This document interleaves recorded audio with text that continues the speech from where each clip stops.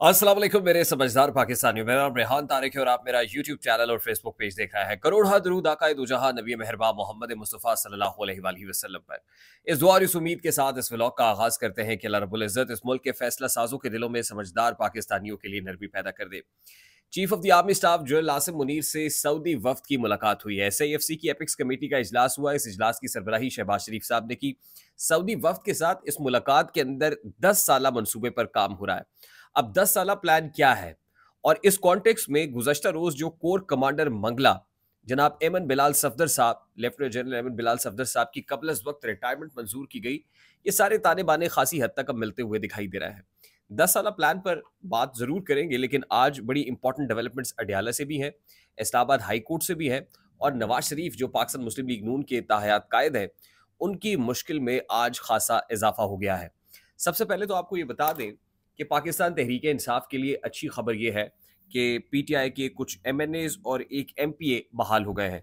NA81 Gujranwala से बिलाल एजाज साहब हैं, ये बहाल हुए हैं। आपको याद होगा कि जिस वक्त इनको हराया गया था, बावजूद इसके कि उन्होंने हल्फ उठा लिया था, उसके बाद रीकाउंट के अंदर डबल स्टैंप लगा के, डबल ठप्पे लगा के मुस्तरद शुदा वोट और फिर जो इनके ओपोनेंट्स हैं, जीतने वाले के वोटों का फर्क बराबर था, यानी जितने मुस्तरद हुए और उसके बाद जीतने वाले को उतने ही वोटों से जिता दिया गया। तो NA81 से बिलाल एजाज साहब है, ये पाकिस्तान तहरीक इंसाफ के MNA बहाल हो गए हैं। NA154 से राना फराज नून है और ये भी बहाल हो गए हैं। इसी तरह से PP133 से, यानी PP133 ननकाना साहब की कॉन्स्टिट्यूंसी है, ये प्रोविंशियल कॉन्स्टिट्यूंसी है, मोहम्मद आतिफ साहब ये भी बहाल हो गए हैं। तो ये तीन इंतहाई खुशकुन और खुशाइन खबरें पाकिस्तान तहरीक इंसाफ के लिए और उस स्टांस को तकवीत फराम करती हैं जिसमें PTI कहती है कि हम तो 180 नशस्तों पर जीते हुए हैं। तीन और कॉन्स्टिट्यूंसीज के ऊपर नेशनल असम्बली की इस्लामाबाद से इलेक्शन ट्राइब्यूनल के अंदर ये मामला चैलेंज किया गया है, जिसमें शुएब शाहीन भी हैं और आमिर मुगल भी हैं। अब ये मामला भी इलेक्शन ट्राइब्यूनल के अंदर होगा और कभी इम्कानात ये भी हैं, क्योंकि इन सब कैंडिडेट्स के पास भी फॉर्म 47 सारे के सारे मौजूद हैं। जब ये ट्राइब्यूनल सुनेगा तो उसमें कभी इम्कानात है कि ये लोग भी जीत जाएंगे और आहिस्ता आहिस्ता अगर इसी तरह से पाकिस्तान तहरीक इंसाफ को कामयाबी नसीब होती रही तो PTI का जो स्टांस है वो स्ट्रांग होगा कि हमारी 180 नशस्तें हैं। लेकिन एक दिक्कत और भी है और वो दिक्कत नवाज शरीफ साहब के लिए है, क्योंकि डॉक्टर यास्मीन राशिद साहिबा ने NA130 का जो मामला है वो इलेक्शन ट्राइब्यूनल के अंदर चैलेंज कर दिया है। यानी अब PTI के लोगों ने इलेक्शन ट्राइब्यूनल से रुजू करना शुरू कर दिया है और हम ये देख रहे हैं कि वो अपनी सीटें सिक्योर भी कर रहे हैं। NA130 जिसके ऊपर खासी बात होती रही कि वहाँ से मियाँ नवाज शरीफ साहब का हल्का खोल दिया जाएगा, तो दिखाई ये दे रहा है बादी नज़र में कि मियाँ साहब कोई एंटी इस्टेब्लिशमेंट स्टांस लेने की बात कर रहे हैं या एंटी जुडिशरी स्टांस लेने की बात कर रहे हैं। तो इसी असना में मियाँ साहब का ये जो हल्का है, जब इलेक्शन ट्राइब्यूनल में चैलेंज होगा तो एक बड़ी खतरे की घंटी तो मियाँ साहब के लिए भी बजेगी कि अगर वहाँ से मियाँ साहब को जिताया गया या उन पर एहसान किया गया है तो अल्टीमेटली ट्राइब्यूनल के अंदर ये मामला पकड़ा जा सकता है और मियाँ साहब को message will be very loud and clear.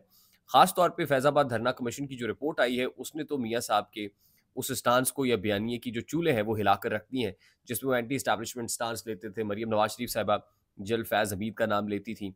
तो वो जो प्रोपेगेंडा होता रहा है, अब ये लग रहा है कि establishment and Mian Nawaz Sharif camp are not on the same page any more और आने वाले दिनों में ये मामला जोर पकड़ेगा, मियाँ साहब को डेंट पड़ेगा और जब डेंट पड़ेगा तो मियाँ साहब को बोलना पड़ेगा।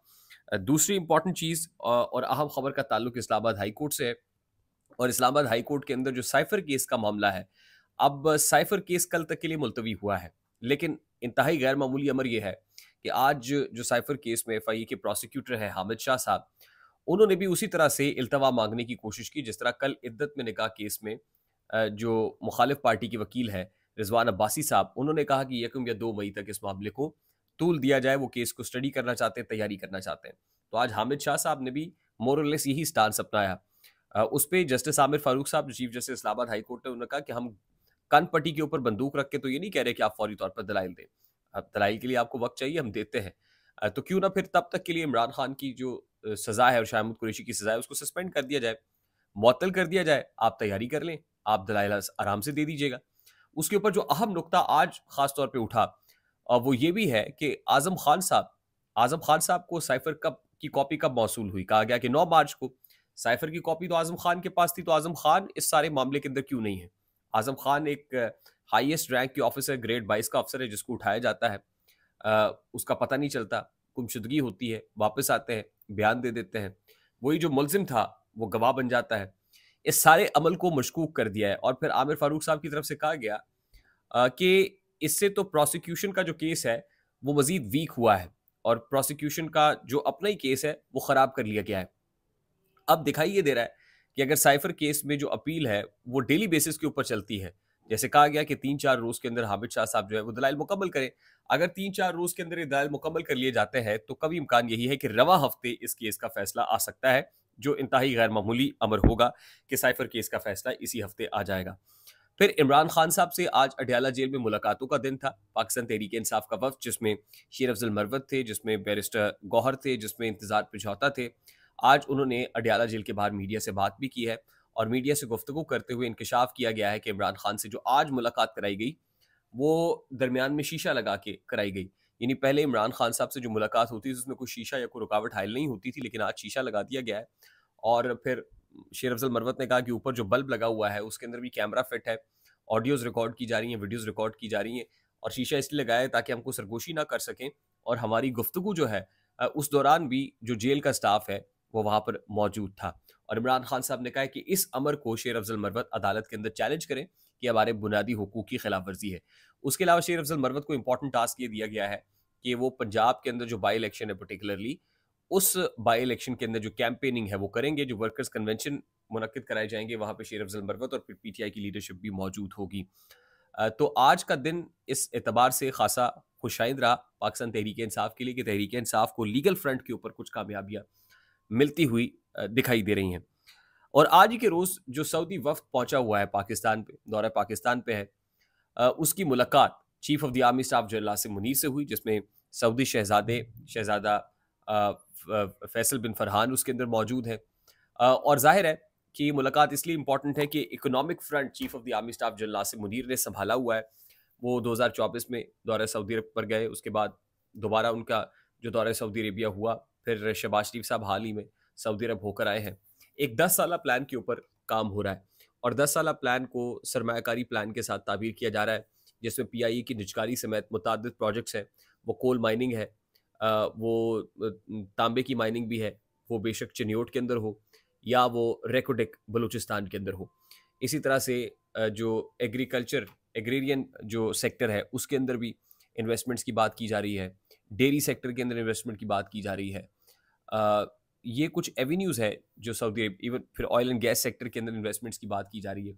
$7 अरब की सरमायाकारी इनिशियल फेज के अंदर इसका जिक्र हो रहा है और सऊदी अरब को ये यकीन दहानी कराई गई है कि ये जो प्लान होगा वो 10 साला प्लान होगा और 10 साला प्लान के अंदर इस्टेब्लिशमेंट में कोई बड़ी तब्दीली, यानी कमान के अंदर, हाई कमान के अंदर कोई बड़ी तब्दीली नहीं होगी, बल्कि आपको स्टेबिलिटी नजर आएगी।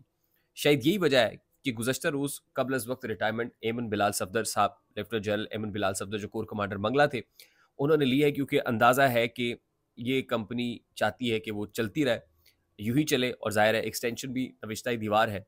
तो ऐसे में जब आर्मी चीफ बनने की ख्वाहिशमंद किसी जर्नैल को पता हो कि उसका पता कट जाएगा, वो नहीं बन सकेंगे, तो ज़ाहिर है ये भी हो सकता है, बादस कयास नहीं है कि दिल बर्दाश्ता होकर जिस तरह जस्टिस एजाजुल एहसन साहब घर चले गए, तो ये भी कबल अज़ वक्त रिटायरमेंट लेके इस सारे मामले से दूर होकर किनारा कशी इख्तियार करके बैठ गए। अब इसमें बहुत सारी बातें हो रही हैं कि किसी ने मजबूर किया, कोई इस्तीफे देने पर मजबूर कर रहा था और ये सब, खैर ये सब चीज़ें तो कयास आ रही है, लेकिन जो चीज़ सामने नज़र आ रही है वो खासी क्लियर है, लाउड एंड क्लियर है। मैसेज बड़ा, पैगाम बड़ा जो है वो वाजे है और दीवार पे लिखा हुआ पढ़ा जा सकता है।